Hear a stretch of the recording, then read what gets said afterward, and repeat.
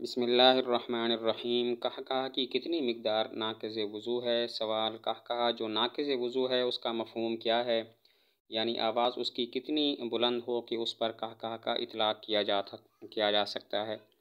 قہقہہ یعنی ہنسنا نماز کے اندر، اس سے وضو ٹوٹ جاتا ہے۔ تو پوچھنا یہ چاہتے ہیں کہ وہ آواز کتنی بلند ہو کہ اس کو ہم قہقہہ کہہ سکیں اور اس کی وجہ سے وضو ٹوٹ جاتا ہے۔ جواب: قہقہہ کا اطلاق اس آواز پر ہوگا جس کو وہ خود سنیں اور اس کے پڑوسی بھی سن لیں۔ یعنی قہقہہ اس آواز کو کہیں گے جس کو خود بھی سنیں اور ساتھ والا بھی سن لے، تو ایسی آواز سے وضو ٹوٹ جاتا ہے۔ حوالہ یہ ہے وَهِيَ مَا يَكُونُ مَسْمُوعًا لَهُ وَلِجِيرَانِهِ سَوَاءٌ، وہ ایسی آواز ہوتی ہے جو خود اس کو سنائی دے، وَلِجِيرَانِهِ اور اس کے پڑوسی کو بھی، سواء برابر ہے۔ تو ایسی آواز سے جو ہے وہ اس کو قہقہہ کہتے ہیں اور اس سے وضو ٹوٹ جاتا ہے۔ اگلا سوال ہے وضو میں بسم اللہ بھول جانے کا حکم۔ ایک شخص وضو کر رہا تھا، تسمیہ بھول گیا، درمیان میں وضو یاد آیا اور اس نے پڑھ لیا۔ درمیان وضو اس کو یاد آیا، اس نے پڑھ لیا، اس کو تسمیہ پڑھ کر وضو کرنے کا ثواب ملے گا یا نہیں؟ وضو کے شروع میں بسم اللہ پڑھی جاتی ہے اور یہ سنت ہے۔ اگر کوئی بھول جاتا ہے اور وضو کے درمیان میں اس کو یاد آ جاتا ہے اور پھر وہ بسم اللہ پڑھتا ہے، تو پوچھنا چاہتے ہیں کہ کیا اس کو بسم اللہ پڑھنے کا اب ثواب ملے گا یا نہیں؟ تو جواب یہ ہے کہ نہیں۔ سنت جو بسم اللہ ہے وہ وضو کے شروع میں ہوتی ہے، اور وضو کے درمیان میں جو بسم اللہ پڑھی جاتی ہے وہ سنت پر عمل نہیں ہوتا، اس کو بسم اللہ پڑھنے کا ثواب نہیں ملے گا۔ اب یہاں پر ایک سوال یہ ہوتا ہے کہ کھانے کے شروع میں بسم اللہ پڑھنا سنت ہے، لیکن اگر کوئی شروع میں نہیں پڑھتا، بھول جاتا ہے اور کھانے کے درمیان میں وہ پڑھ لیتا ہے، تو کہتے ہیں کہ بسم اللہ پڑھنے کا ثواب اسے مل جاتا ہے، اور یہ بھی درست ہے۔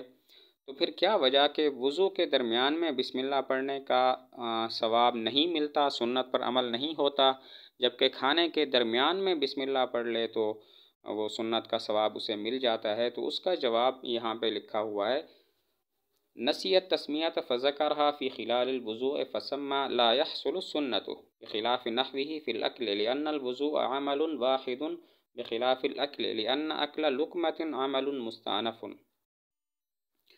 جواب کا حاصل یہ ہے کہ وضو میں اور کھانے میں فرق یہ اس لیے ہے کہ وضو عمل واحد ہے، وضو ایک ہی عمل ہے۔ شروع کریں وضو کے اختتام پر سب یہی کہیں گے کہ یہ وضو ہے، کچھ اور نہیں ہے۔ تو چونکہ وضو عمل واحد ہے، لہذا اس کے درمیان میں بسم اللہ پڑھنے سے سنت کا ثواب نہیں ملے گا، لیکن کھانا اس کی یہ حیثیت نہیں ہے۔ ہر لقمہ کھانا عمل مستأنف ہے، ایک نیا عمل ہے۔ اسی وجہ سے اگر درمیان میں بھی بسم اللہ پڑھ لے تو ثواب مل جاتا ہے اور سنت پر عمل ہو جاتا ہے۔ جواب کا حاصل یہ ہے کہ وضو میں اور کھانے میں فرق ہے۔ وضو عمل واحد ہے، وضو کے درمیان میں کچھ بھی کریں وضو ہی کہلاتا ہے۔ تو جب یہ عمل واحد ہے تو درمیان میں بسم اللہ پڑھنے سے سنت پر عمل نہیں ہوتا، لیکن جو کھانا ہے ہر لقمہ اس کا عمل مستأنف ہے، الگ الگ نیا عمل ہے، تو درمیان میں بسم اللہ پڑھنے سے سنت پر عمل ہو جاتا ہے۔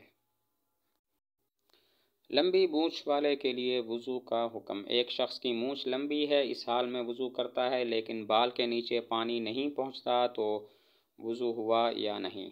سوال یہ ہے کہ مونچھیں لمبی ہیں، وضو کرتا ہے لیکن بالوں کے نیچے تک پانی نہیں پہنچتا کیونکہ اس کی مونچھیں لمبی ہیں، تو کیا اس حال میں اس کا وضو ہو جائے گا یا نہیں ہو گیا؟ تو اس کا جواب دیتے ہیں کہ وضو ہو گیا۔ حوالہ فتاوی ہندیہ میں یہ لکھا ہے: وَإِذَا كَانَ شَارِبُ الْمُتَوَضِّئِ طَوِيلًا وَلَا يَصِلُ الْمَاءُ تَحْتَهُ عِنْدَ الْوُضُوءِ جَازَ وَعَلَيْهِ الْفَتْوَى۔ اگر وضو کرنے والے کی مونچھیں لمبی ہوں اور پانی ان کے نیچے نہ پہنچتا ہو جب وہ وضو کر رہا ہو، تو یہ جائز ہے، وَعَلَيْهِ الْفَتْوَى، اور اسی پر فتویٰ ہے کہ اس کا وضو ہو جاتا ہے۔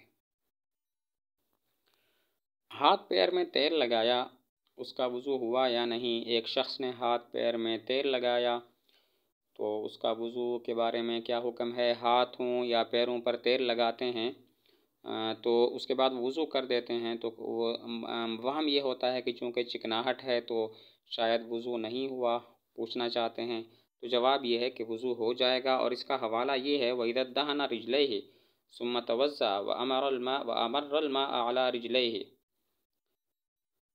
فَلَمْ يَقْبَلِ الْمَاءَ لِمَكَانِ الدُّسُومَةِ جَازَ الْوُضُوءُ، جب اپنے پاؤں پر تیل لگائے اور پھر وضو کرے اور پانی کو اپنے پاؤں پر بہا لے، تو وہ پاؤں پانی کو قبول نہیں کرتے کیونکہ چکناہٹ ہوتی ہے، تو جاز الوضوء، وضو ہو جائے گا۔